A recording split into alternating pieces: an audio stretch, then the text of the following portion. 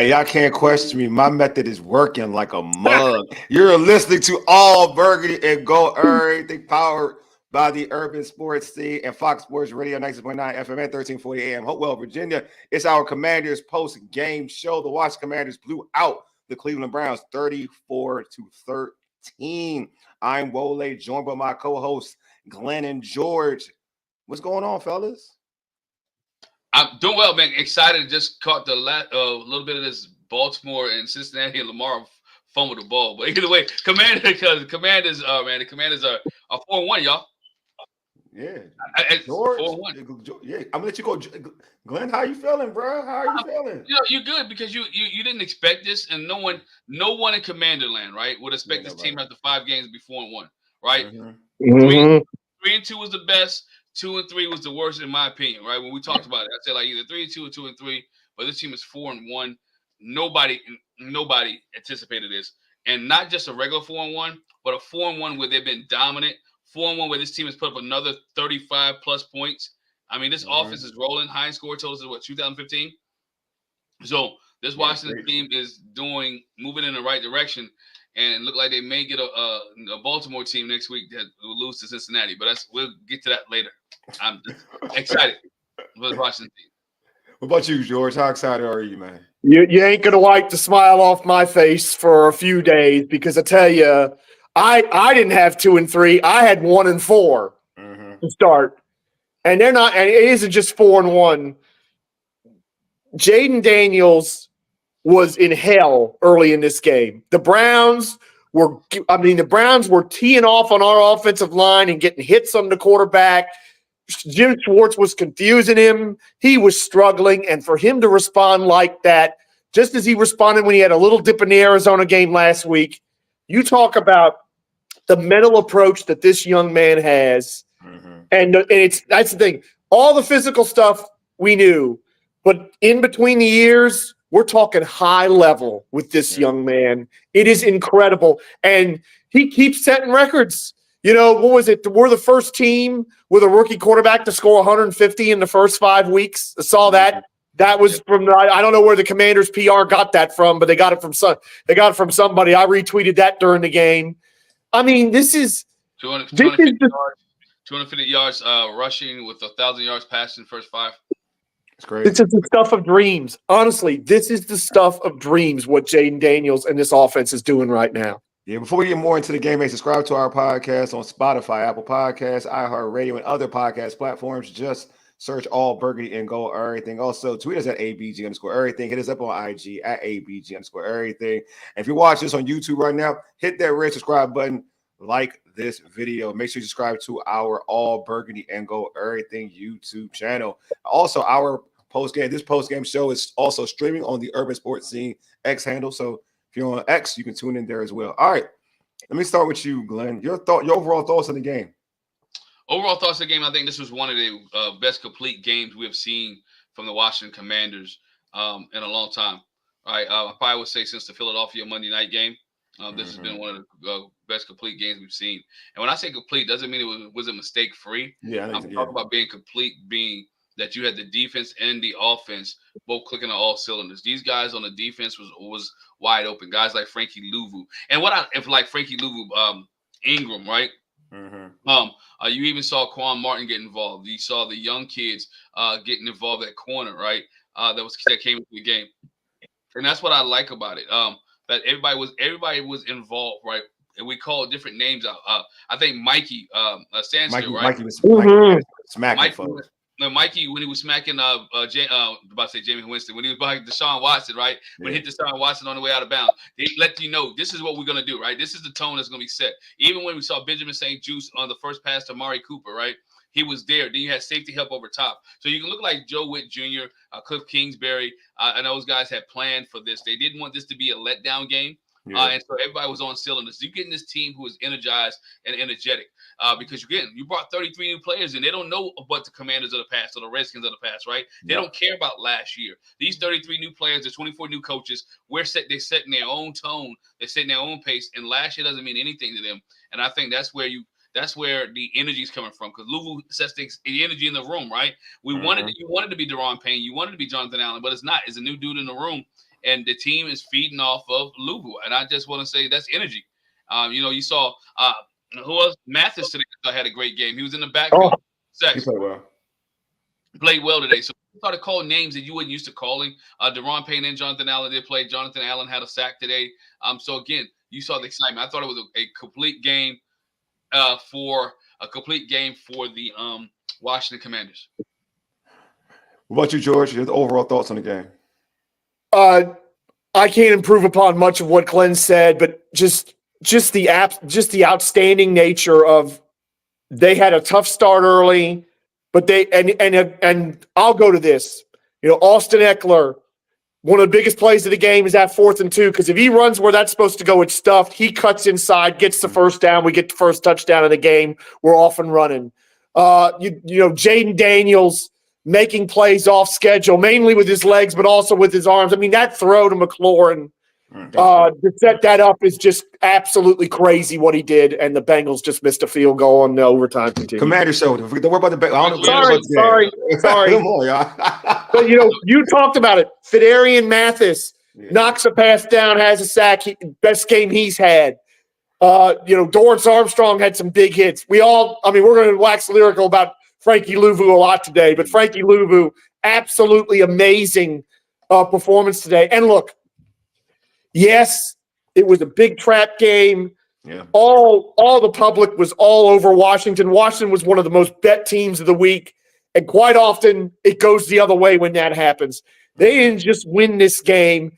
They never gave the Browns a sniff. How about the fact that this team can now do what the elite teams do, which is double dip? Score at the end of half one, and then score coming out of halftime. We've talked about that before, but that's what the best quarterbacks and the best teams do. Is that they score before the half and come out of halftime, and it's basically game over at that point when they do that. And the fact that they got to sit down Daniels and their other players for the fourth quarter. That's even this early in the season. That's a big deal. But today, what was the score before halftime? Because remember, coming out of halftime today, they fumbled the ball. Terry McLaurin. Yeah. Terry McLaurin fumbled coming out of halftime. But again, that's true. That's right. Yeah, within the 2-minute drill, you saw the 2-minute drill. You saw the 2-minute offense today with Washington, and they was able to hit. I believe that was the Dehami Brown pass with the 2-minute drill. Yeah, that was Dehami Brown getting this touchdown. Which you guys, shout out to you guys calling it in the pregame, right? That Dehami Brown would eat today. So again, Terry McLaurin, and I think George, I want to talk about something that you said. How Jaden Daniels is, he's not freelancing, taking what the defense gives him, right? Yeah. You don't want to play man with this guy, and which teams in the first 5 weeks have still played man on the Washington receivers, and when there's nothing opened up, you saw Jaden Daniels beat them up or beat them with his legs, right? He had a good run today. He made 82 yards rushing today. If they don't pull him in the fourth quarter, I dare not say he has over 100 yards rushing. I think so. But good. I mean, he didn't need him. Pull him in the fourth quarter and let it run. But I think he's doing it. He's doing it within the play call and not with anything else. That was a joke. That was a joke. Jeremy was joking. It's funny though. I know he was joking. I don't think we said it on the podcast on Wednesday night. If you haven't listened to it, check it out on all your iTunes platforms. I don't think this team needs anything else right now. I think this team needs to continue to build and develop what they have. And I think this team has done well. And everybody in the league is on notice. It's surprised. I think Ron Rivera said something a while back. I got to bring Ron Rivera. He said something a while back when he was on. He was doing somebody's podcast. I can't remember whose podcast it was. He said this city needs Jaden Daniels. And this city will embrace Jaden Daniels. And I believe this city has embraced Jaden Daniels, and this team does need Jaden Daniels. And if you looked at the stadium today and you heard stadium today, that's impressive. That was rocking. That was rocking because of Jaden, because of 5, right? Yeah. Because of 5, everybody, and with the energy he brings around everybody else. And the fact that he is not too high and he's not too low and he stays even keel, I think that makes it even greater as a Washington fan. So I was thoroughly impressed, but I expected, I expected for this team to pretty much own the game the way they were playing. I expected it. Granted, everybody gets on me about the score because I have my own reasons why I do what I do. But but I expected it. You know what I mean? 'Cause again, playing against that team and that offense, it was a perfect storm for this team. You know what I mean? Because at the end of the day, like the Browns defense is good, but when they're on the field that long and you got a team like Washington, it's not always trying to look for the big play. They're trying to give you they'll take what you give them. And like in this game, which was different, usually teams they typically give us like the intermediate passes. Like typically, this game they were giving us the deep stuff, the deep shots. They were giving us the deep shots this game. Like there were so many shots out down the field that Jaden could make. You know what I mean? He started off slow, but when he hit Terry, then he hit Diami, and you saw plays when McCaffrey was open, wide open, deep down the field. I mean, he had one read when he had it could have been picked off by Ward, but he had McCaffrey on the sideline. Two dudes are running with one man, basically. So I'm just saying, like they gave this team, they gave Washington the opportunity to take individual shots or whatnot. So I looked at, shots down the field. So I looked at this one. I looked at this game like, all right, it's a different level for Jayden. So and Jayden made big plays. He extended plays, and then eventually when they got out of that shell and they played some zone, Jayden was able to get some rushing lanes as well. And they went man, they didn't pay attention to him and they didn't spy him correctly. He was able to get more additional plays in the run because initially like Jayden couldn't run nowhere because the Browns were definitely keying on Jayden not running. Mm-hmm. But down the road, once you start utilizing your other weapons, that it was a problem. Like you couldn't, like now you gotta pay attention to Terry. Especially it kind of changed a little bit more when even though Terry beat Ward on that big on that deep play, when Ward went out, you saw it. It was like, all right, Ward's out, easy money. Easy money. Like now your whole game plan has changed. It's easy money. And you could tell like the Browns didn't know how to adjust to that. But yeah, I just felt like this game was pretty much what I thought it would be. I'm happy that the defense played out. I felt like this was like a lack of a better term. I like to call certain opponents homecoming opponents. Like the Browns, that defense that offense for Washington's defense was a homecoming opponent. It was something to make you feel good. It makes you feel good. Now it gives you momentum. You had the Arizona Cardinals game where you shut down that offense. And that's a really good offense. You shut down that offense, 14 points. You follow that up with a BS touchdown at the end because that really was like it was like I don't care touchdown type of touchdown. Yep. It wasn't in the competitive nature of a football game. Yep. So pretty much only gave that team 6 points. I don't even count that touchdown. You gave that team only 6 points. You only gave up 6 points. Now you're going into this. So now you feel good. You feel good going into Baltimore. You feel really good going to Baltimore. And that'd be the real test too for this defense. Yeah. Because Watson is so cooked. Oh. Yeah. So here we get to that. I'm asking you this question. So speaking of this defense, so you're saying that's the real test for the defense. In this game, was it more the defense or was it more Deshaun Watson not looking good? I'm gonna start with you, George. I mean, I feel it's uncharitable to say it's more Watson not looking good. Okay. But honestly, that defense gave him every chance to get Cleveland on the right foot, to get Washington maybe question themselves, to make the crowd uneasy. You get the early pick where what's his name makes a great interception on the goal line, and maybe some questionable play calling by Cliff Kingsbury in that set because they didn't try to run it at all near the goal line.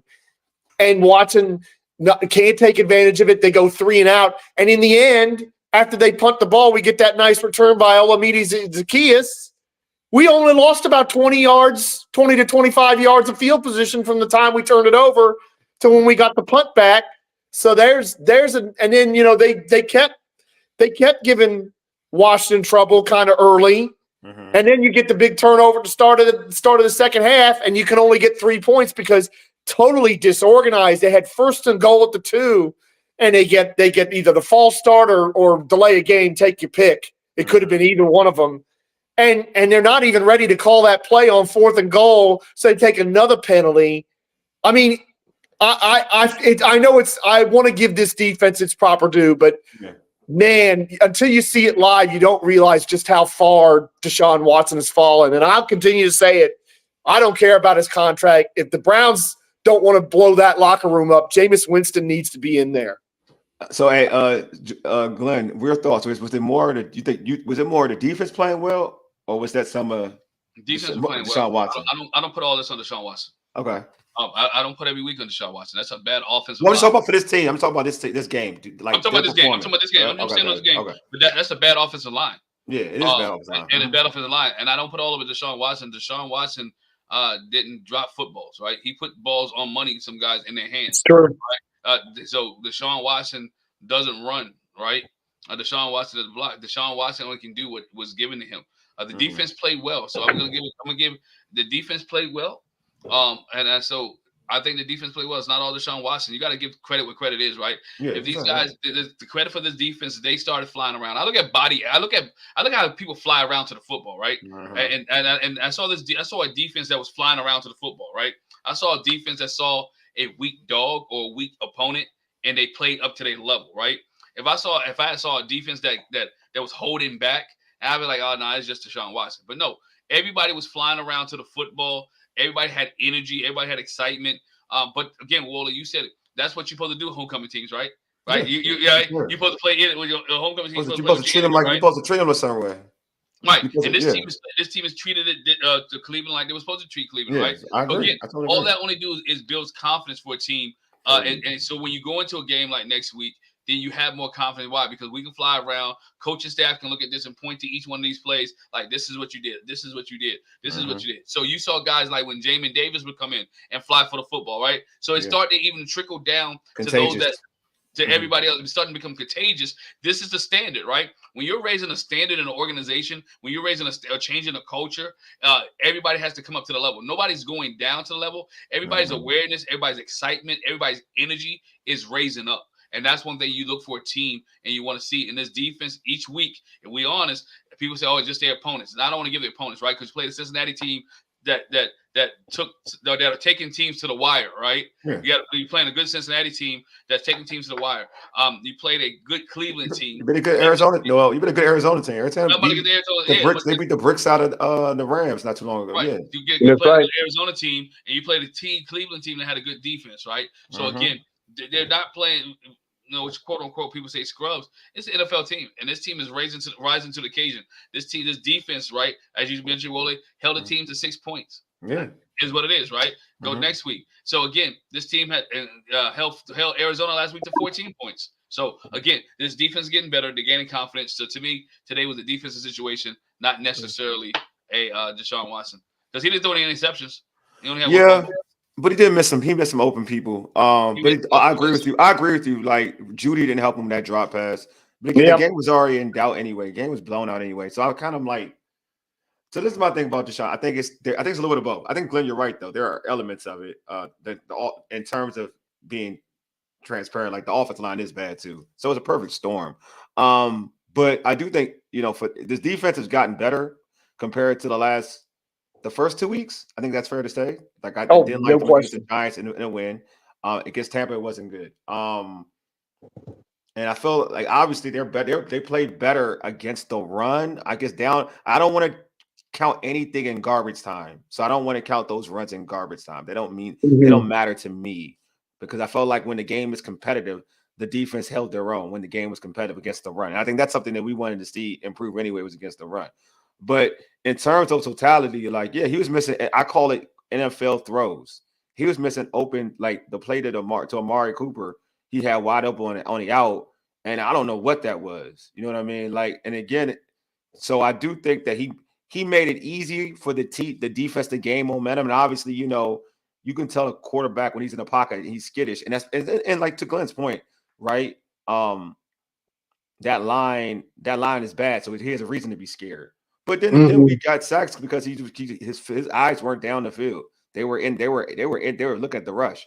So we treated it right. Like we did what we were supposed to do. Like that's what you're supposed to do. Like when you're a bad defense, it doesn't matter who you play. When you're a bad defense, you're gonna look average against a bad team. You know what I mean? Like you still gave up 6 points. Like Louvu was amazing. The D line was amazing. Like actually, Doris Armstrong played good football.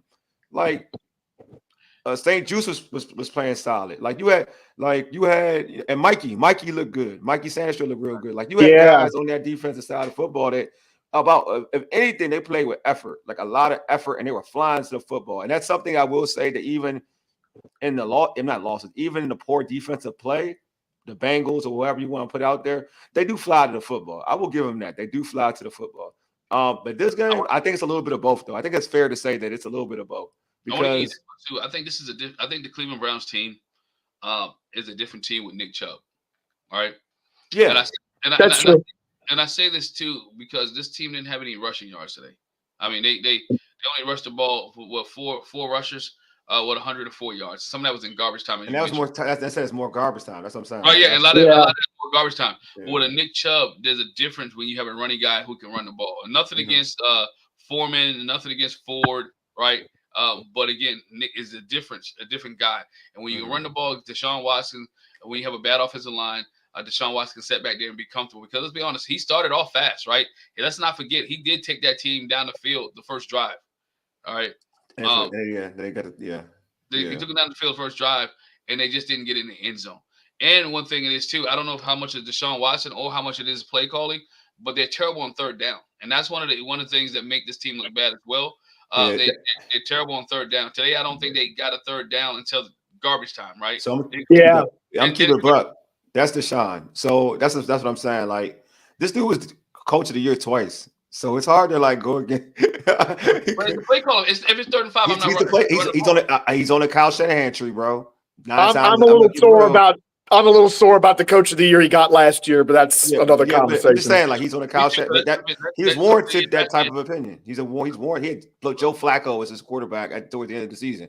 So I'm just saying, like this. Now I'm gonna keep like in terms of today. Like I'm just saying, in terms of today, like. I'm to your point, Glenn. Like there is a fault. There is a lot of credit we gotta give to our defense. That's what I'm saying. We gotta give a lot of credit to our defense. But I think it's the perfect storm. I think it's just a little bit of both. That's all. And that's fine. Like I don't care about the Browns. I don't care what their situation are, their problems are. That's their problem. But I know for today, because I'm just trying to look at how this defensive effort is going to help us for next week against Baltimore. Against the Bears, like how is this defensive effort going to now? Because there's 2 games in a row. You know what I'm saying? Like Glenn said, this is momentum. Now it's 2 games in a row. Like now it's like, all right, you can stop somebody on third down. You can rush the passer. You can you can finish plays. You know what I mean? Like now you can finish plays. I think my man Paul said it last week. This defense is playing for pride. Now I think this week is all about consistency. Like that should be the theme. Like last week was about pride. The Cardinals, that was about pride. This week it's about consistency. And now next week is about, okay, let's be a good defense. You know what I'm saying? That's what it is. You know what I mean? I think this is what this game represents for me is consistency. Because we saw it, and you saw it last week, and you saw it, and now you're seeing it. You saw it today. Paul said defensive building confidence. Definitely, Paul. It is. And look, not just the Ravens offense, that Bears offense is starting to cook with Caleb. Yeah. That's starting to cook big time. So all of a sudden, these offenses we're starting to face, because look, Dallas is still very talented. Philadelphia still got a lot of talent on offense. They'll probably have A.J. Brown by the time we play them. This defense is going to get tested now this next about 5-6 weeks. Mike said the defensive front looked like they were having fun. They definitely were. Sometimes you get to pin your ears and go rush the quarterback, and this is the cool thing about having like an offense that can score a lot of points, because now your defense is like, all right, you're about to be one-dimensional. We scoring points. Now we can pin our ears and we can go rush the quarterback. So so George said, like Paul said, George, they play a JV team. Maybe, but still, they got 36 against them today. So you got to say, if you're saying, look, I mean, it's not as good as getting 34 against the. Who's he talking about? They're talking about the Bears. He's talking about the Bears. They played Carolina today. Yeah, I mean, he's not as good as what Washington did against the Browns defense. But the point is, you're still in the NFL. It's still hard to score 30 points a game, over 30 points in a game where it's supposed to be.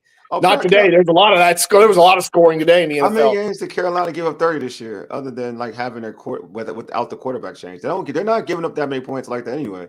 But it don't matter. Like that game doesn't matter. But I'm talking about in terms of like I know what you're saying, George. You're saying confidence. You're getting teams that are now adding confidence, and I think for Washington, it's a good thing that they too are adding confidence. This defense is adding confidence. I think the offense has been confident, but this defense has been really like adding confidence. And I think that, in my opinion, now you're going into the week. Now you're feeling more assured for yourself when you're going against some of these talented players, like George, like Glenn mentioned earlier. He was saying like Cooper didn't get a touchdown.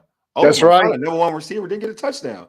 So now that you're building on that, you know what I mean? Like you're building on that thought process. Now you don't feel like when you see you're talking about AJ Brown, for instance. If you see an AJ Brown, you're not thinking to yourself, man, he about to give us the best. About to cook us. Yeah, you don't have that thought. Now, if you're a defender, you're like, oh, we can stop him. He's stoppable. You know what I mean? So remember Mike said, I can't wait to watch ESPN tomorrow. Bro, we the toast of the town. Everybody loves it. But again, that's what Ron Rivera said. When Washington is better, the NFL is better. And let's be honest. When the Commanders are better, the NFL is better. Everybody loves us now. We them. I know. I mean, we're going to be the media darling again this week because, again, there were a lot of circumstances where you could have seen Cleveland pulling an upset today, and instead Washington boat raced them. This offense is absolutely on fire, and everything you guys are talking about, it just makes me think of what Candy Waller has said during multiple appearances on our show with us. Mm-hmm. The physicality of both sides of the ball. Luvu on defense setting the tone yet again. You talked about Sanders still laying the lumber on Deshaun Watson already, and that was a tone setting play too. But on offense, these people are not messing around. They are knocking people over. Our offensive linemen, you think about some of those big runs that Eckler and JD5 had. Biotish and Cosme are getting out there and putting people in the ground and putting them down hard. I'll tell you, this is unusual to see a Washington team that can be as brutal and savage as this Washington team has been through the first 5 weeks. Jeremy said, I'd rather keep team's number one wide receiver under control and make someone else beat us. Totally agree. That's right. That's what Wole was talking about. That was what Wole was talking about at pregame. Yep. When you're having fun, when you're having fun and you're playing football, right? And you're having as much fun as they're having, and everybody's excited. Winning brings excitement, y'all. Mm-hmm. Right? Winning brings energy. Winning brings excitement. Everybody loves the feeling of winning. And when you have teams and then they also have a feeling of a coach who, let's not forget about coaching, right? Everyone likes their position coach. They like the coaching staff. Nothing has said anything bad about Dan Quinn because he brings the energy. He brings excitement. So again, these teams are doing what they're supposed to do in order to win the game. And this team is supposed to, hey, people talk about Washington playing nobody. You play who's on your schedule, right? You beat the teams who's on your schedule. You beat the teams you're supposed to beat. All right. Mm-hmm. And that's one thing you gotta look at. I gotta beat the teams that you're supposed to beat. And they're beating the team they're supposed to beat. And if they keep beating the team they're supposed to beat, they talk about on the broadcast, maybe you get a 7-2. Maybe you get a 6-3. But again, keep beating the teams that you're supposed to beat, and they'll be fine. And going into this, when you look at that part of the season schedule, folks didn't think they would be at this point. So to your point, Glenn, like you're talking about who they played. If you looked at the schedule before the season started, you would have said this team would be 4-1. So that doesn't really hold weight with me in terms of like scheduling and who they played. They played. Y'all didn't predict them to be 4-1. So what does that matter? Y'all predicted them to be worse than 4-1. It's not up to prediction, but it's off of how the team's record are now, right? The Arizona Cardinals are not doing well. The Cleveland Browns. The Cardinals aren't bad. The Cardinals won 2. The Cardinals won how many games? 2. They only lost 1. They won 1. They only beat the Rams, I think. And now they're competing against the Niners, and they're up on the Niners. So it's not like the Cardinals aren't bad. It's too early to say a team is bad or good, depending on who you're playing. True, but when you look at that, they're like, okay, this Commanders team, this team, the Cincinnati Bengals are not playing well. They're not bad. That's what I'm saying. They're not bad. I mean, but they were also over a touchdown underdog in Cincinnati on Monday night. And then also it also depends on who you like. If I play 4 tough teams and I could be 0-4. If I'm playing 2 lollipop teams, that doesn't still doesn't equivalent in terms of you look at somebody's records about who they play. Like I look at Cincinnati and they've been in every game. but maybe one. They've been in every game. Yeah, they've been They've in been every game. And if you tell me that if we're doing like power rankings of who they played the best of the best. So it's not like they're playing easy teams. So that's why I don't look at like the record and saying like, oh, Washington beat a winless Bengals team or whatever. Well, that winless Bengals team lost to so many good teams. Yep. They didn't get a cupcake team on their schedule. They should have beat the Ravens today. And Washington ain't a cupcake team anyway. So like that's what I'm saying. Like, so it's not like if you look at their schedule may be their first some odd games. It's probably one of the toughest starts of the season, period. I mean, San Francisco is probably not going to beat the Cardinals before touchdowns today, which is what Washington did in Arizona. Exactly. That's the point. See, there you go. So that's what I'm saying. Like Washington, who they are. They are playing at such an elite level, and what's making them cool. And I've said this before. Now, which makes them even more dangerous, and I think we're starting to see it, is that they're doing this on 3 levels now. Offense is clicking, special teams has been clicking, and now your defense is clicking. That's why you get lopsided wins like this. When you have 3 phases of a football game dominated by your team, you're beating teams like this. Like we didn't, as Commanders, Redskins fans, rarely get to sit back and see. Like I think you texted George, sit back and have seen reserves come in the game, or just sit back and just chill and be like, dang, there's no stress. Like we don't have to. Like game over in the third quarter. Like we're not used to this. Like we're not used to games being over in the third quarter. And Washington winning them. Yes, and winning them. Yes, George, you're right. Winning those games, we're not used to that. Yeah. So now it's like when you have that type of effort all around the board, man. Shoot, man. Yeah, and we lost. You know, what I'm saying, yeah, and lost the turnover game. Yes. And still, we did all that. Yeah. Facts. And still won easily. It has been weird seeing Daniel in the fourth. I've said so early. Yes, bro. We don't do this. Ain't us.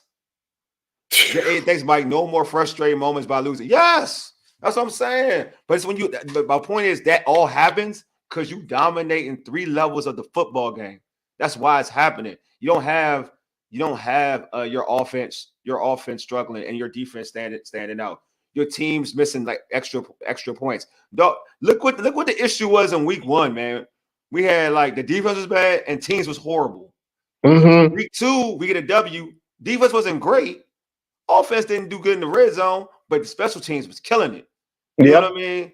Now look, take that to Arizona. 3 levels, baby. 3 levels. You know what I mean? 3 levels. Now the defense wasn't dominant, but it was good enough, right? Yep. Not because they gave a lot on the ground, but it was still good enough. You got that over today. Yeah, Jay, there was a pick, whatever, but still, the offense was still humming. Special teams, your kicker made the kicks he needed to make. You had a big return to set up a touchdown. And you had a big return to set up a touchdown. Yeah, you had Wade doing his punting thing, and then you had your defense getting multiple sacks. This is what I'm talking about. Like, and then you get this type of outcome. Now you got them questioning their quarterback situation. This is what I'm talking about. I'm talking about the Browns. The Browns are questioning their quarterback situation because this game was so dominant. It was so one-sided, so lopsided because, again, you're dominating all phases of football. 4-1, baby. You're right. I mean, there is an element of this is a boulder rolling down the hill and you're not going to stop it. Yes. There is an element of that at this point. The way the momentum they have is absolutely incredible. And yes, we know the Ravens are going to be tough next week. We know all the reasons why, and we are not going to get carried away, I promise you, in this show or on Thursday or even in pregame next week about that. But the Ravens are fighting for their lives in most of these games, and they've got some major issues. They do. And Washington doesn't have as many major issues as them right now, in my opinion. I just want to say that. I agree with that, bro. I definitely agree with that. My man, Todd put out there. Just think we just think we should have had close to 50 if it was. Yeah, you're right. Interception for our own mistakes. Yeah, I blame Cliff Kingsbury. I say it all the time, and I blame any OC or offensive coordinator when you're on the 4-yard line. I agree. Yes, B-Rob should got the ball. I'm with you, Glenn. I was thinking of you because we get down there right away, and it's pass, and it's like, we've got one of the best, if not the best, running back rooms in the league. We can run it 4 times against just about anybody and get 5 to 10 yards to get in the end zone, in my opinion. And realize, and sometimes you got to know when to take the points because it was 4th down when he threw the interception. Yeah, that's a good point. And so sometimes you take the 3, right? Live another day. Yeah. That wasn't 4th down. That was 3rd down. Yeah, it was 4th down. It was 4th down. We do the pick. Yep, they went for it. The pick in the end zone was 4th down. Are you sure?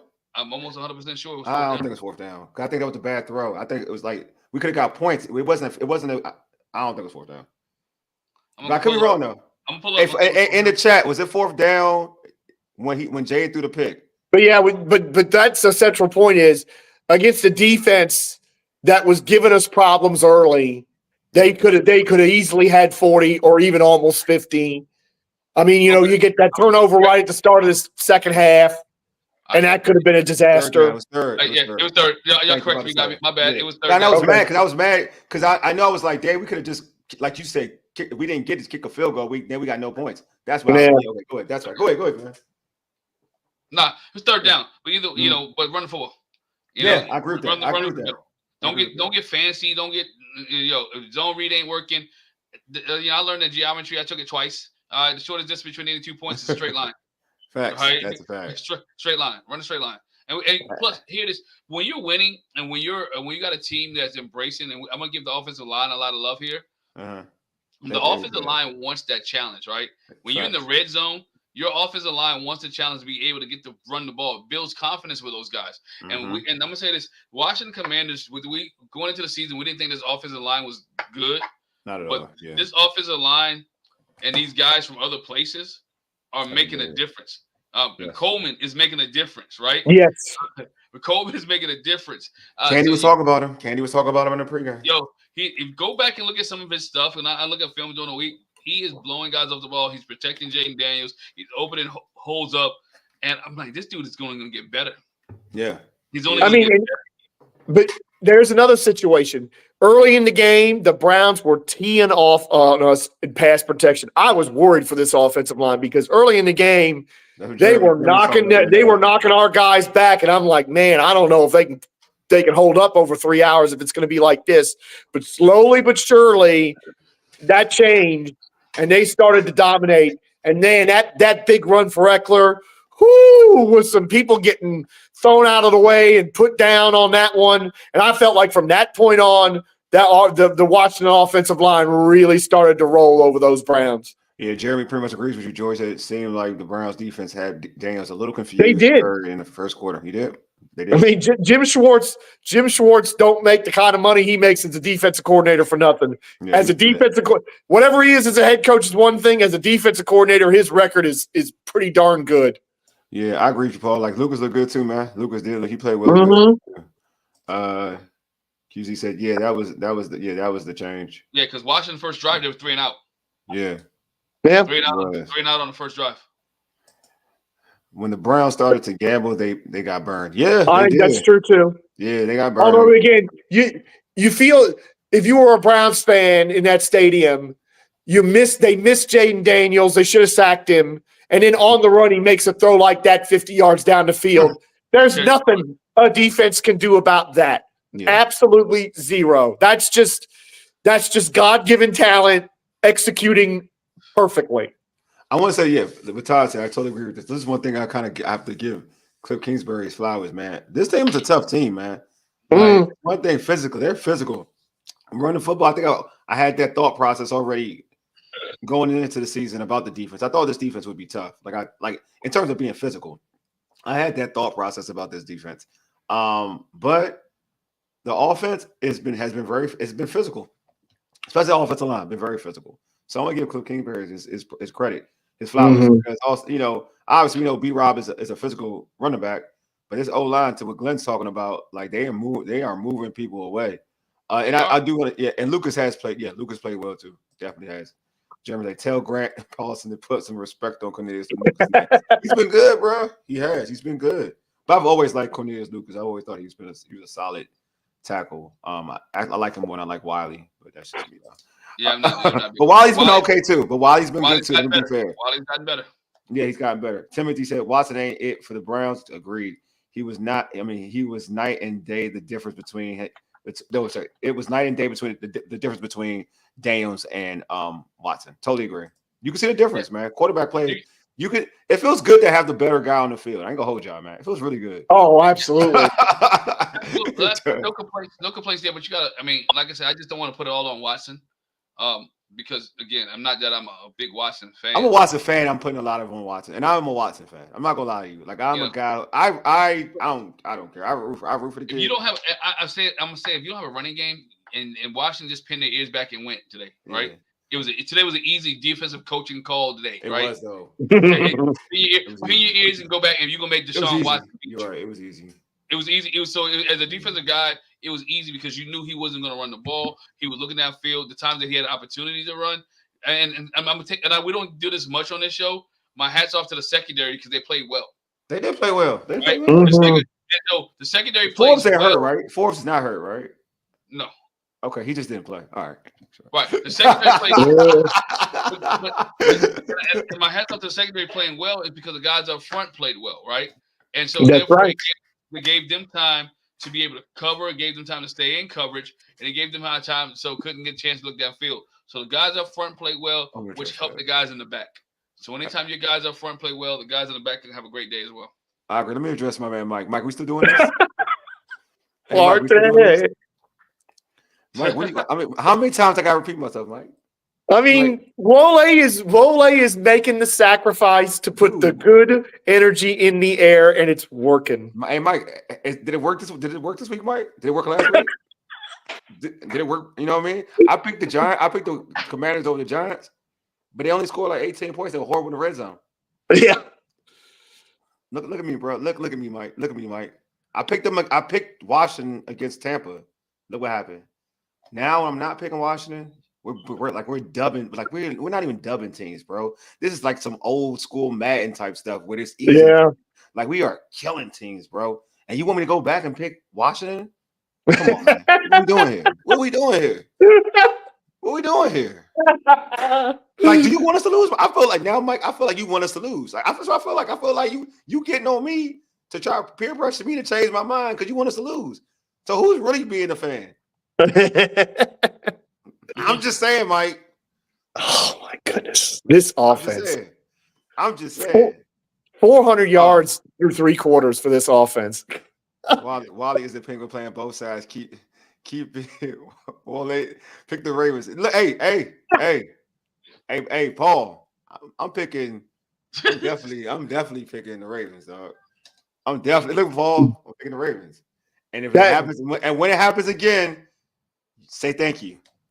No Wole at the party. Oh, I'm at the party. I'm at the party. No, you mean no? It's no Wole, no party. No Wally at party. Oh, Mike. No Wole, no party is what it really is. Mike. Dude, you want me at the party, bro? You're gonna want me at the party. You know what I'm saying? I'm just saying you're gonna want me at the party. You know what I'm saying? But yeah. But speaking of Jaden, we got to give him more of his flowers. He's up there for me. Like I don't know where I rank him in terms of the best rookie quarterback I've seen. Best rookie quarterback I've seen. But for you all, is he like where does he rank for you all? As like best as one of the top rookie, as top rookie of all time. Like not this year. That's easy. I'm talking about from rookies that quarterbacks have you seen play. Like last year, CJ Stroud was one of them. But in terms, it's a short window. Obviously, we're only 5 games in. But in terms of your lifetime of watching rookie quarterbacks play, where would you put him at? Where would you put him? You don't got to say number 1, but where'd you put him at? And to me, in the first, Paul says top 3. In the top 5, and then in the first 5 games, to me, he's in the top 2, right? Okay. That's He's fair. in the top 2. Do you ask me after week 17, and I see the whole body of work, right?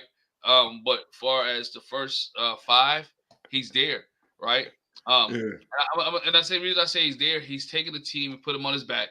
He has a leadership ability. People are following him. He's easy to coach. He's great with the media. And I don't just look at the football game itself.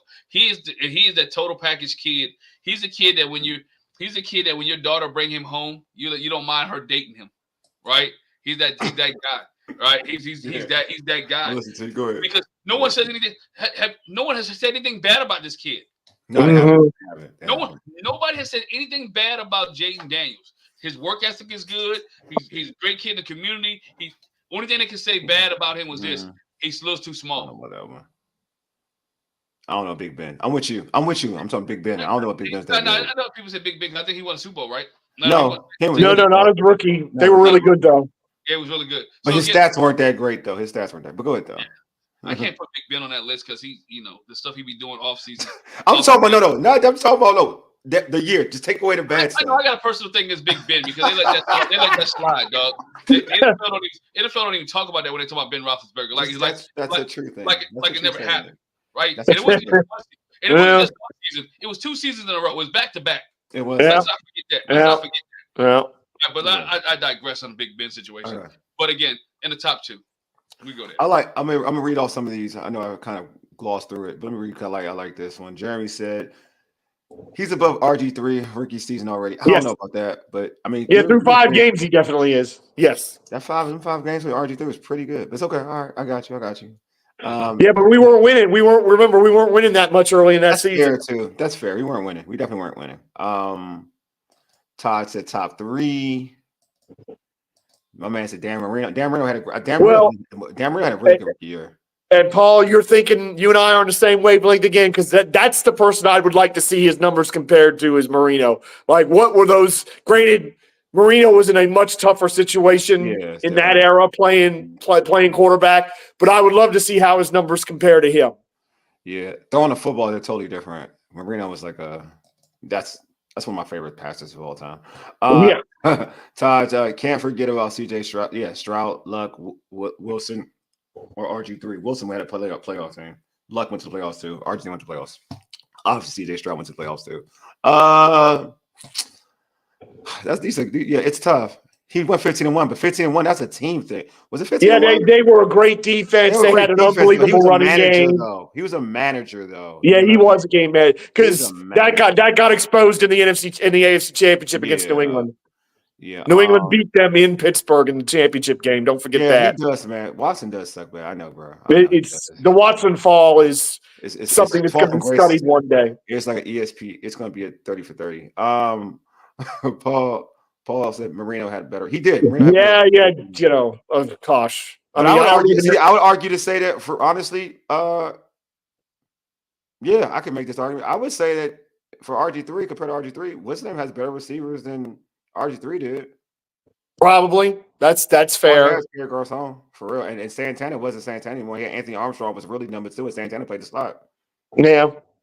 So I mean, you can make that argument. So I mean, I'm watching him now, so it came to my mind. But Brock Purdy was a rookie. Was he a rookie last year, or was he his second year? He was a rookie, so that's a good one too. So Brock Purdy's got to be in that conversation. Yeah, that's a fair one. Brock Purdy's that's a fair one. That's a very good one. The year before last was his rookie year because the year before last.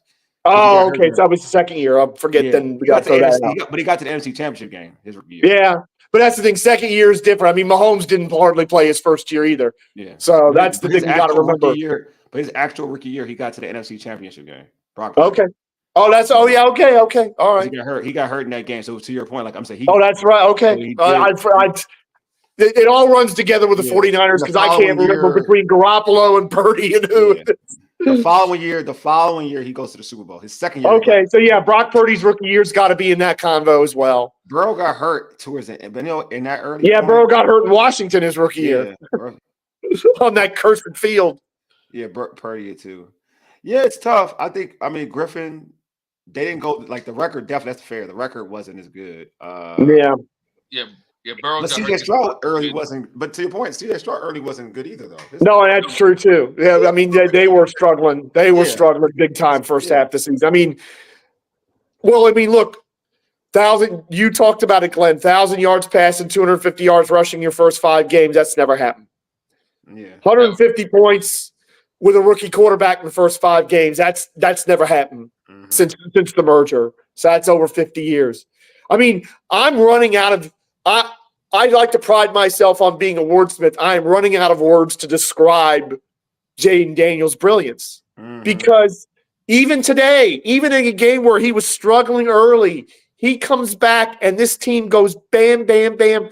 Look, honestly, as good as the two deep throws were, his best throw of the game, Terry McLaurin dropped for a touchdown. That was probably his best throw because that window was nothing. Yeah. That was no window at all, and he fit it in the perfect spot, and Terry's got to haul that in. I was so hot when he dropped that. The De'Ami pass is perfect, too, though. The De'Ami pass is pretty good. The De'Ami pass is amazing, and so was the first one to McLaurin. But that little one that he floated in there, there's no window. Hey, the guy's all over him. Yeah. Terry's got to haul that in. Doggone it. But I think the ground calls that. I think if Terry doesn't bobble it at first, then if he doesn't bobble it first, that's going to be a touchdown. But then he called it. He called it again. Yeah. Then the ground called it. But it's just like some of these throws that he's making. Again, what more can we say? How many different ways can you describe something like that? It's just. To me, it's becoming impossible to do it. Brown's pass, to De'Ami was a perfect pass. That was a perfect pass. He's mature, and then it wasn't even the Terry thing to me. I'm glad Terry caught the ball, but I'm like, dang, Terry, you got caught on like the 1 yard line. Oh man, but he tried though. That was a great tackle though. That was a great tackle though. Come on. For a moment there, I had it. I thought about it. You must have him in fantasy football or something. No.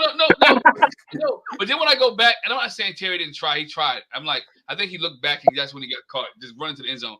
Because then you see B. Rob get by his ankle, he just break the dude off. But again, nonetheless, gotta talk. No, dude caught him. No, dude was on him. It's like he caught it, and he was on him. He perfect pass. He looked back. Did he glance back? He may have glanced back. He may have. Hey, Jaden made. But he wasn't like to me. I'm surprised he got. I'm surprised he got that far. I thought I'm surprised he stood up that long. I thought he was going down right there. Yeah, I'm surprised.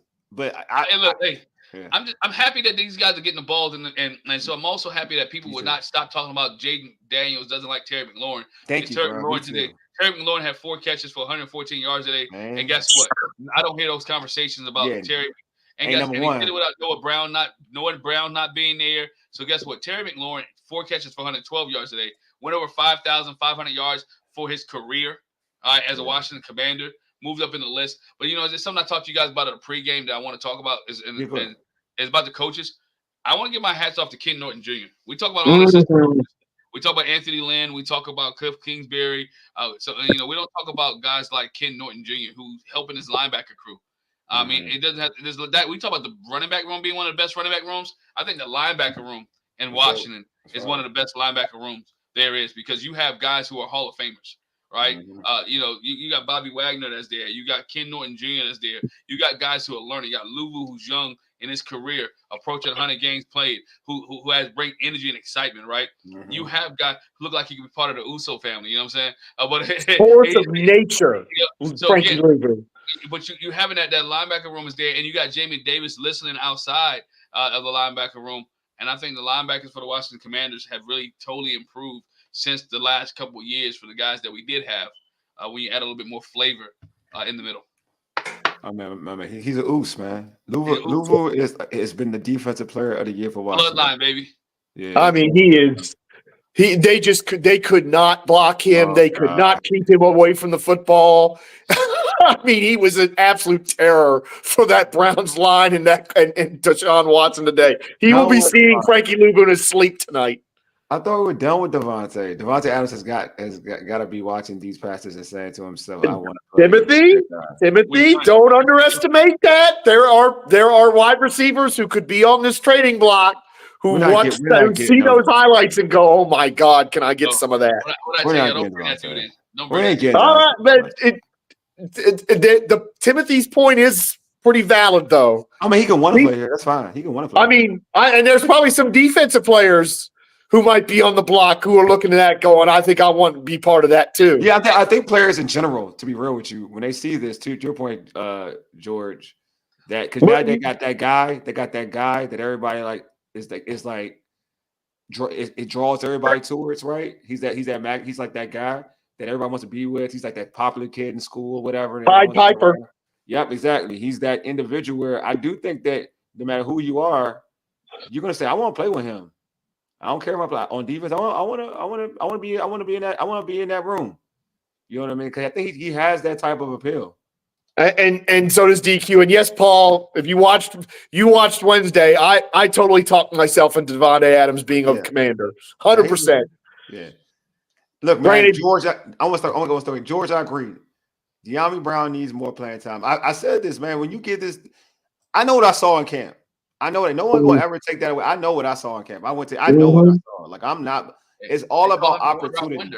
They said people are saying that he only has one route that he can run.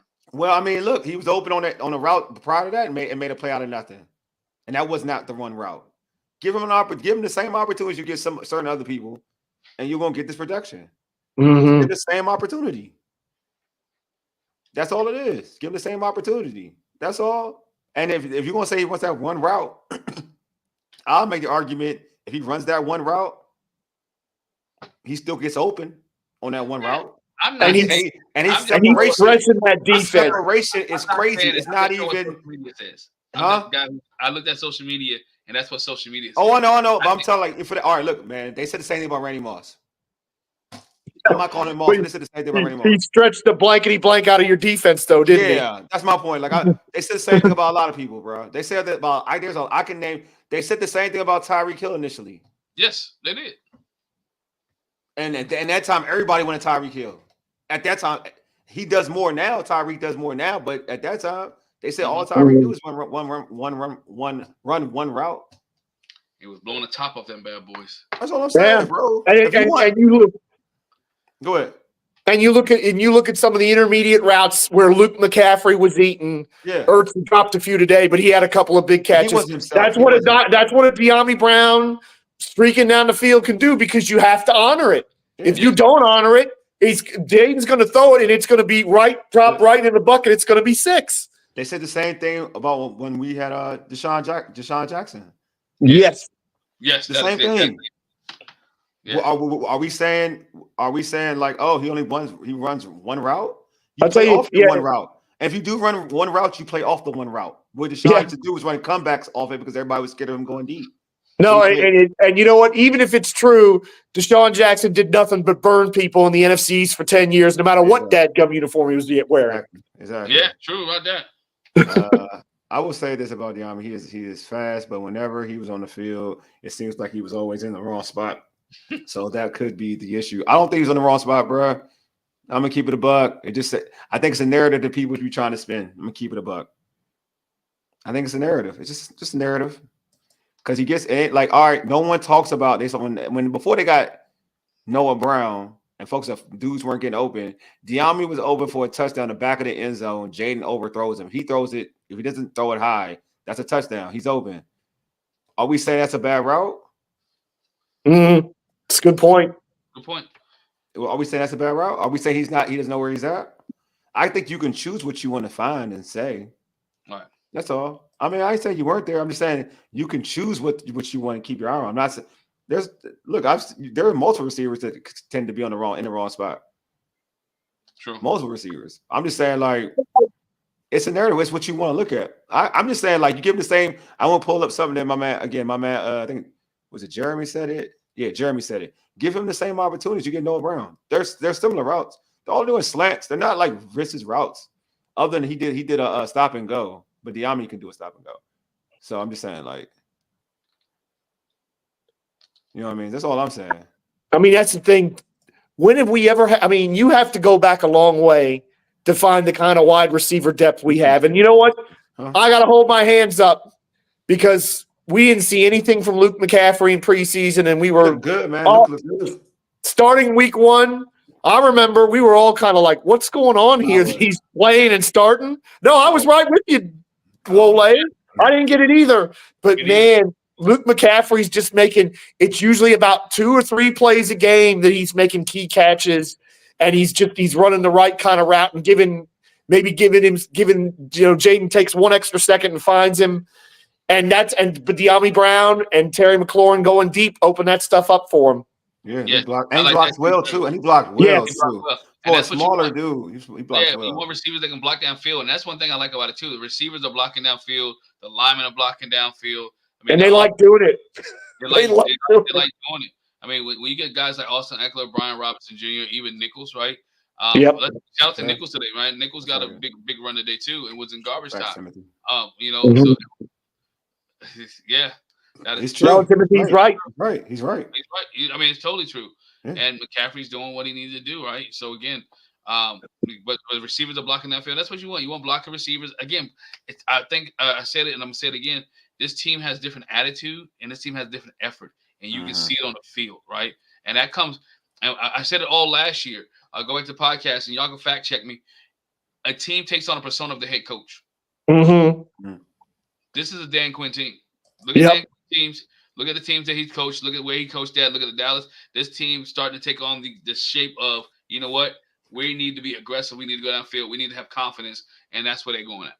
I mean, I think Todd said, I think that's the only reason why Luke gets more burned than Diami. They trust him more, but I could be wrong. No, you could be right. I mean, they're different. I think Luke is a slot. Diami's more outside. So if anything, it's Olamide, to be honest with you. If anybody, or a Noah Brown. It's one or the other. But Luke's deserves that slot. Like what he's done in the slot, he gets open, he blocks, he's in the right spot, he runs good routes. He's been fine. Luke's been good, man. And the thing is, you expect McLaurin to do well every week, but you're spinning a wheel, and it's a different guy that's like the second best receiver every week. Yeah, which is good. Yeah, which is good. Like it's like receiver by committee.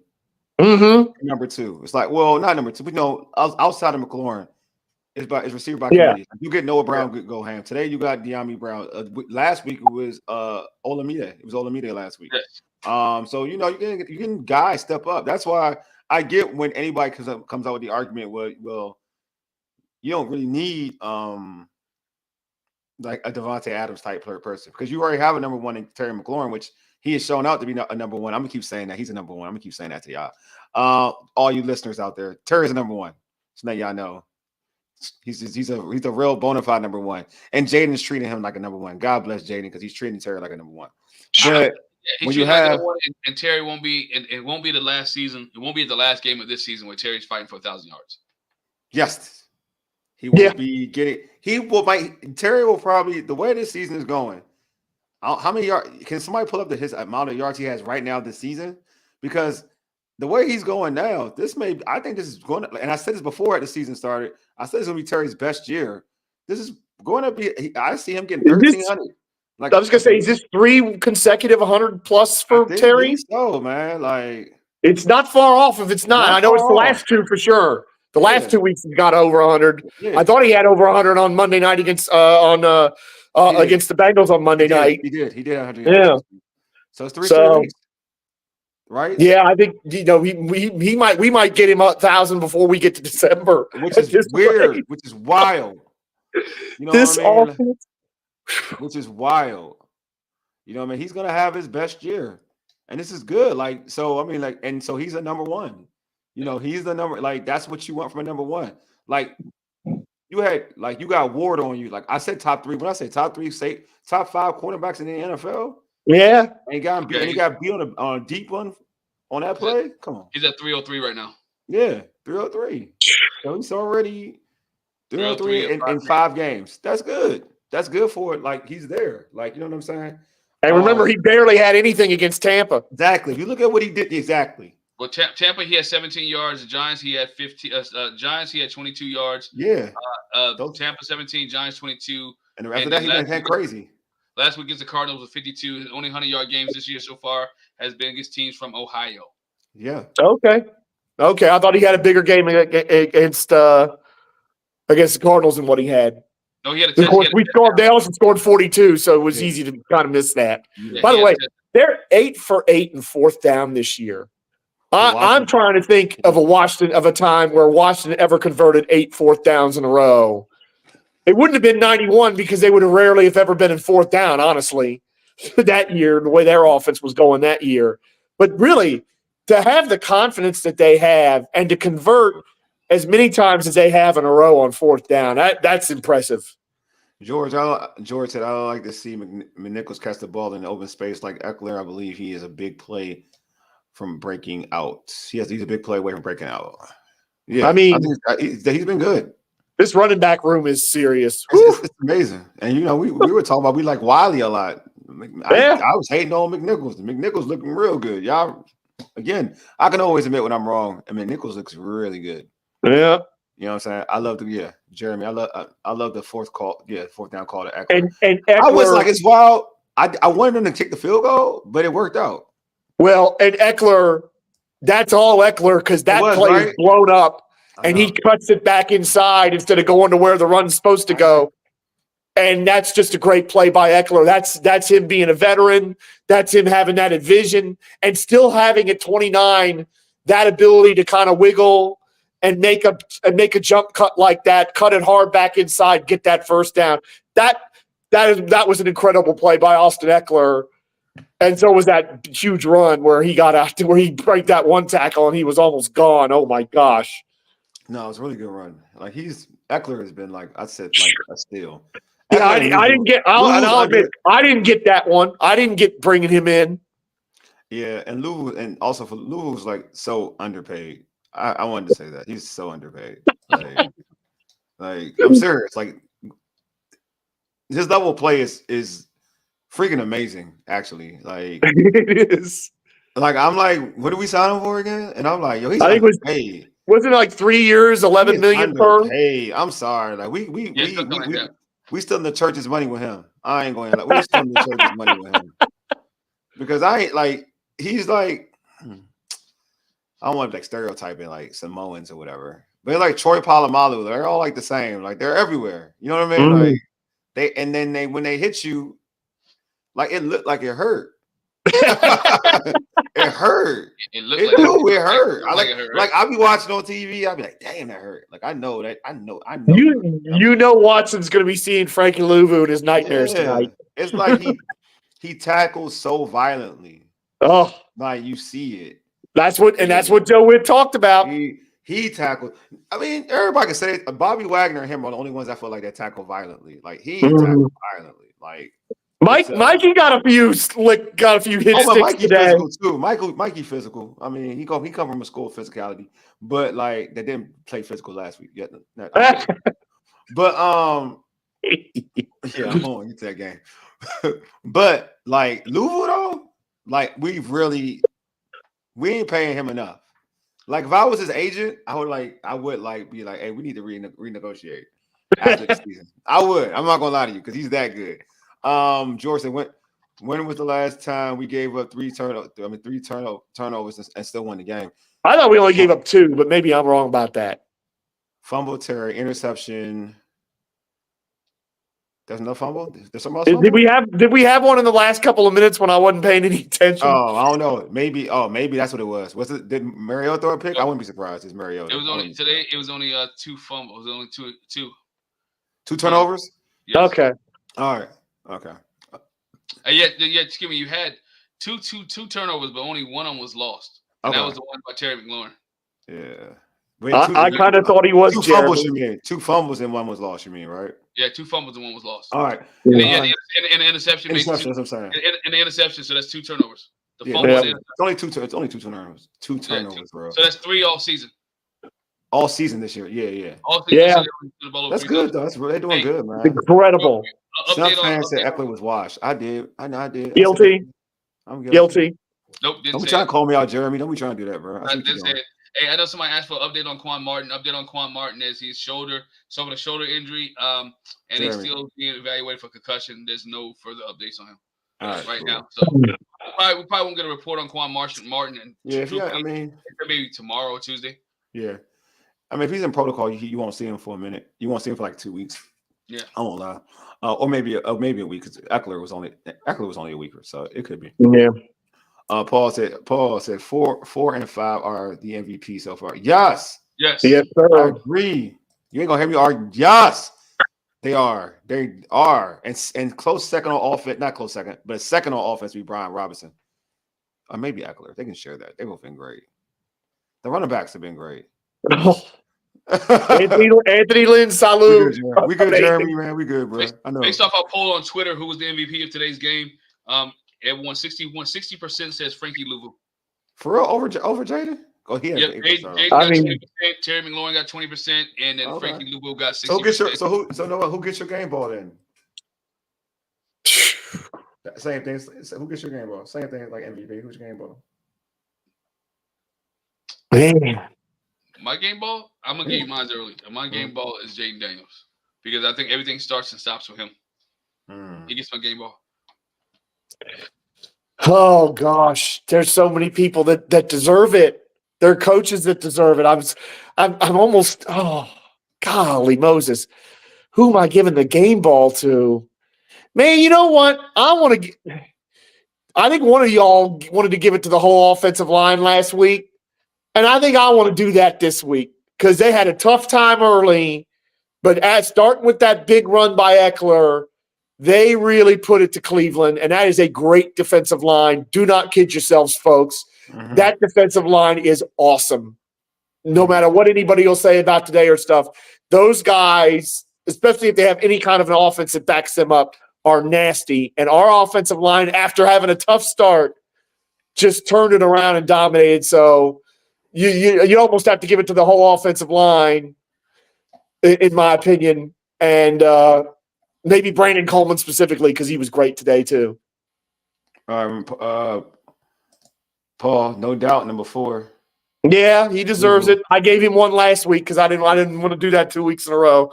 I was like, don't let anybody change your mind. If he's that person, he's that Yeah, person. I mean, he got one. He got one from me last week when we scored 42. So I feel like I got to give the offense a little love. I mean, I told you he underpaid. You can stick with him. Jeremy said Lulu as well.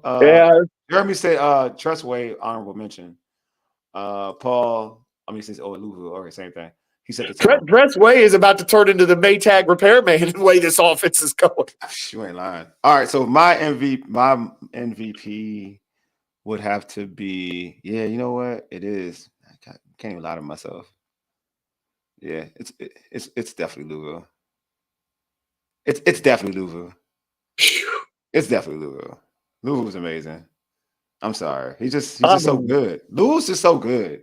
Just so good. Like I didn't know I was gonna like him this much. I'm not gonna lie to y'all. I didn't know I was gonna like him this much. I mean, I'll tell you, you get hit once by him, and then you're like, I don't want that to happen anymore. Yeah, like he's a wrecker. He is. Look, man. This is when you know Adam Peterson is like good at his game, man. For real. Like all he's good at his game. And he was in Carolina. He's different. Yeah. Like he's actually a Carolina dude that's actually good. Yeah. To come to Washington. Who would have thunk? Like, who would have thunk? Like, he get a like we had we had a coach that liked to get people from Carolina. He liked to get the bums from Carolina. This regime gets somebody. They get the good guys from Carolina. They get guys who can actually play. Wow. This Adam Peters offseason might get studied too. The way things are going, because how he's flipped this roster around to give us this kind of a team after 5 weeks. I just don't know. It's insane what he's done. Hey, you want to be in the locker room? I just want to see my man walk out on Friday night with the rest of the bros on SmackDown. Yeah, I just want to see him walk out with everybody else. Everybody else is coming in. As long as he's putting his one finger in there for Solo Sikoa, I'm definitely down with that. You know what I'm saying? Yeah. He's one of them. He's one of them, man. He's definitely one of you hype. Because he get me hype, man. Lou get me hype. I'm like, damn, I be watching games. I'm like, damn, Lou. He get me that's hype. How we going? He's that dude, man. I mean, that's how we going. Like the hit stick. What was that? What was that button to get on Madden? It was there like a button like you had to hit B to get the extra hit stick on somebody? Yeah, the extra hit stick. Yeah. It's like wasn't the analog button? I think it was something. Maybe I'm thinking it was like you had to press B or something when you had to control the guy that was going to make the tackle. It could be, depending on what your system was. Yeah. It could be. I forgot like what it was. I used to try to make them fumble or like. Yeah, I used to do that all the time. I played man in my youthful days. But yeah, so all right, that's my game. So Glenn, you chose your yeah. My MVP? Lou was everybody got Daniels. Daniels was my guy. Oh, Daniels? Jaden? Yeah, Jaden get it every week.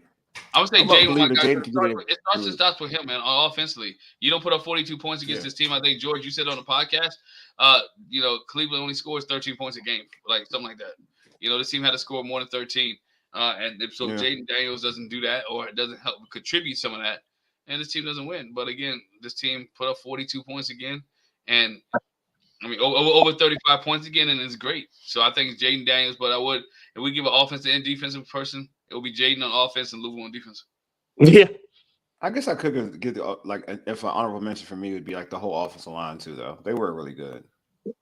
They were. Myles Garrett didn't even really do anything. That's like again, wow. especially after a tough start, because those first couple possessions, they were getting pushed back. Yeah. They were getting worked. It was tough. There was some tough battles in there early. But that's the other thing. When have we had a Washington team as resilient as this? Because tough start to the game, turnovers, they're pressuring our quarterback, they're getting hits on our quarterback. Not only does the quarterback respond just like he did in Arizona with just precision and outstanding play, but this offensive line responded as well. Where we had a team like that just they could take the hits and just come back swinging for more, even when it's going bad. It's been a long time, in my opinion, that we've had a team like that. You may have to do it. I had to look at Louisville's contract. Louisville was making 3 years, $36 million a year. Okay. He got a 3-year deal with the Washington Commanders, 3-year deal with the Washington Commanders, getting $12 million a year. He still deserves more. He's just that good to me. I ain't gonna lie, he's that good. He's been fantastic. He's really been he's all pro good. Yeah. I saw somebody else tweet that, and it's he's working his way into those calculations. For real. There's he plays with the air of he rushes he is as advertised. They talked about him playing linebacker for real and being a guy who can rush the passer at the same time. Mm-hmm. And it's even when he's playing linebacker, when I watch him play linebacker, I get Junior Seau vibes. You know what I mean? I get those type of vibes. Then when we rush the passer, it's just different. He's relentless. We in October, we about Halloween. He's like Jason. He just keeps coming at you. He's relentless. He don't stop. This man crazy. This man is a crazy wild child out there, man. I wish we had a bunch of him on the football field. I ain't gonna lie to you. On that defense. Seriously. His energy, you can just see the energy. Sometimes you be people say folks play with energy, but with him, you just see it. It's obvious. It's not even hard to see. You can't doubt his work ethic. Oh no, you know what I mean? You can't doubt his work ethic. He's highly underpaid. I'm sorry. And the rest of the team feeds off of it. I mean, the rest of them absolutely feed off that, and it just grows and grows and grows. Yeah. But this has been a dope post game. Again, the Commanders had another blowout. That's 2 blowouts in a row. Fans, we're not stressed out anymore, man. We are now a fan base that we should expect to blow a bad team out. It kind of reminds me, I ain't gonna lie, let me let you dive into my thought process and blowouts. Even 2.0 Joe Gibbs, we'd be a lot of close games. We used to play a horrible team. We used to blow them out. We used to blow out a horrible team.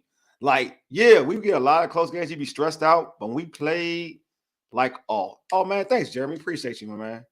I appreciate this, man. Thank you so much, Jeremy. I appreciate you. Thank you, Jeremy. Appreciate you for this, man. I do. Hey, just saw this on Instagram. And Dan Quinn, the Washington Commanders did give Frankie Louvo the game ball today. So they did. They should. Frankie Louvo got the game ball today from Dan Quinn, and Dan Quinn said as he gave Frankie Louvo the ball, he's "Yo, this team is creating their identity, and they know who they want to be." And so, that's good. That's good.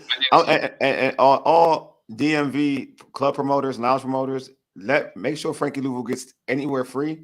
So he want to go party with y'all today for free. Just make sure that y'all let him in for free. And it's Victory Monday, so he gets the day off. I know he gets the day off because they won. So I'm just letting you know. Let him in every little club lounge free. If it's air, then go to air. Free. Give him a whole section, no cost. You know what I'm saying? Bottles free. Put him on tab because he deserves it. Frankie Louvu is like he now to me deserves like a key to the city, to the area. I like him that much. I do. I ain't gonna lie to you. I like Frankie Louvu. I like his Frankie. I don't say it about a lot of people, but I like Frankie Louvu that much. Lord, if Washington beats the Ravens next week, I can't even imagine what this show's gonna be like. Oh, you Ravens. Yo, we're gonna be late next week. But anyway. Oh my God. If we beat the Ravens. We talk about that on Wednesday. Y'all want to hear our prediction? Thursday. No, we don't. That's on that's pregame stuff. Oh, yes, pregame. That's pregame stuff. You know what I'm saying? We give you a tease a little bit. We gotta give them all on the pregame. Yeah, pregame. That's pregame. Check out pregame stuff. I'm telling you, Paul. You know what I'm saying? Hey, Paul, I'm telling you, bro. I'm saying, like, Louvu, places in the area. I mean, he need free hookah. He need free all that stuff. And I'm cool with Unite Club promoters. I'm cool with some of y'all. I'm just telling y'all watching the show now. If Louvu in your area, he better have a section ready for free. If you ain't doing them like that, you ain't part of the mob. You ain't the Commanders. You ain't for the culture. You ain't for the area. If you ain't getting nothing free, something wrong with you. You better treat him like y'all treat the Miami boys when they was out here back in the 2000s. I know that guy used to be out there, and I should see the Miami boys all the time. you out in the streets. I'm saying I see the Miami boys all the time. Rest in peace, Sean Taylor. I see them all the time. I'm just saying. Treat them good, man. Treat them good. Look, Louvu need to make Wale need to make a Louvu song. Yes, Wale needs to make a Louvu song. Yeah, that's right. I'm gonna talk to my cousin about. I have a cousin. You know what? I gotta connect with that. I'm gonna talk to my cousin about that. We're gonna see. We're gonna see. What in the? We're gonna see. But all right, you know what? This has been a dope show. It's time to close this show out. But yeah, we're gonna be live Thursday, right, Glenn? Yeah, Thursday live. No, Thursday live, 9:30, man. Podcast Thursday show's now live. So Thursday we live. Make sure y'all check us out. Yeah. I'll make it happen. I'm gonna try to make it happen. Jeremy, I'm trying to make it happen. I'm gonna talk to my peoples. We're gonna be Thursday we live. We haven't thought about the topic yet. It won't be about Devontae Adams. We're done with that. Yeah. But we'll, maybe should we sign Louvu to an extension? Who knows? I don't think 3 years is long enough. I ain't gonna hold y'all, man. Pause. But I don't think it's long enough. That's what I'm saying. It should be like Louvu needs like a real deal. You know what I'm saying? He needs like a real deal. Hey, Frankie, give Wole 5% when he signs one, Frankie. You know what I'm saying? Give me 5%. People may think I'm just being real extra, but I'm actually being real. Like, I'm actually not lying. Like, I think Louvu deserves like an extension. I do think we're getting him on a vicious bargain. Like, this is not fair for him. Because he's way better than he's just better than what I expected. Like, it's almost like, damn, it's not like London, because I think, it could be like London vibes too. Like, I get London vibes from him too. Because Bobby, I'm close to getting Bobby from Bobby Wagner. I'm close to getting that. But Louvu, I thought Bobby Wagner, all right, there's no knock on Bobby Wagner. He's been good. He's been really good, actually. But Louvu is what I thought Bobby Wagner was going to be. If that makes any sense. And Bobby's been really good. Like, that's not a knock on. He's been really good. And maybe Bobby has been what I thought Bobby was going to be. But Louvu has so overexceeded Bobby Wagner to me that I'm like, nah, I don't even think about Bobby Wagner anymore. Like, I just think about Louvu. I like, Louvu, you the guy. Like, you're the guy on defense. I'm pretty sure Louvu sacked the quarterback with the running back on one of these plays today. Like, he pushed the running back into the quarterback and knocked Watson down. It was hilarious. Yeah, he did. As I'm saying, Diami burnt the bricks out of that dude. He did. That's what I'm saying. He needs to get more burn. Like, you don't do an NFL cornerback like that and tell me he can't play. He burnt the bricks out of him. That wasn't even funny. Yeah. It's an NFL cornerback. Come on, man. What are you doing here? Barbecue chicken alert. Yeah, barbecue chicken, seasoned, good style. Hey, come on, bro. What are we doing here? No mumbo sauce on the slide on the side with that. Hey, Jeremy said, I love Bobby, but he don't have the speed like he used to. Yeah, he don't. That's a fact. He don't. But he sets a to Glenn's point. He sets a tone though. He gives you that identity. Like, and he's always supposed to be where he's supposed to be at. I mean, yeah, like you're gonna lose a step when you get a little older, but he's still better than any middle linebacker we've had in the last since London. I like Keenan Robinson before he kept getting concussions. I did like Holcomb too. I think people can be crapping on Holcomb. I like Holcomb though. I like Holcomb, but I think he's been better than those dudes though. Hall of Famer, definitely. He's a Hall of Famer. Yeah, definitely Hall of Famer. All right, we'll decide. We'll decide on the show topic for Thursday. It'll come to us. It'll be some type of controversy coming up. I don't know. It's gonna be not controversy, but something everybody wants to talk about. It was Devontae Adams. Maybe it'll be a cornerback. It'll probably be like Forbes not playing. Who knows? It'll be something. I would like to be positive though. It could be about Jaden Daniels. Everybody loves Jaden. I love Jaden now. All right. Appreciate y'all for tuning in. This has been a great show. A win, a blowout victory. Like, you all don't have to have grays in your hair anymore. You can go outside and be good. You know what I'm saying? Like, you can go ahead and talk. If you have Be More friends, I got Be More friends. You can talk trash to Raven fans about your team being better than their team. You got Cowboy fans. You can definitely talk trash. I like to troll Cowboy fans more than Raven fans. Raven fans are just walk they into cool. your Conor McGregor swag. I would say Vince McMahon, but Vince is exactly. But you walk into work tomorrow with your chest poked up high, and you let them know your team is 4-1. 4-1. 4-1. Can you believe about, it? Like, now, like, it's something about seeing Cowboy fans. Shit, I love that. I love that. Like, yes, I love it. Cowboy fans are quiet. I don't hear Cowboy fans. I don't know what y'all at, but they're quiet. They know. That's why they know. Paul said, hopefully the Steelers will slap them around. Hopefully the Steelers will slap the Cowboys around. Show, man. Don't troll. I've been trying to stay neutral, man. I'm not neutral. You know, I'm not really neutral, but I be trying to be. I don't try to put my Commanders, Redskins fandom out there. I be quiet, so I don't say nothing. So if you say something, you're gonna have me out of pocket, and I don't want to be out of pocket. I like to be. He could borrow Ray's Ravens helmet for it. Oh, I'm never doing that. I'm not gonna do that. No. I'm not doing that. I'm not. I mean, I'm all for being professional, but I'm not like crazy now. I want to still stay true to myself. I know who I got to stay who I am. I can't be somebody else. Right. We didn't say we may do a joint pregame, right, Glenn? Yeah, joint pregame. We'll have Karita and Candy on for that pregame. Karita and Candy on. Yeah, so it'll be dope. I got an idea. I got an idea for Thursday, yo. Yeah, you have an idea? I'm with it.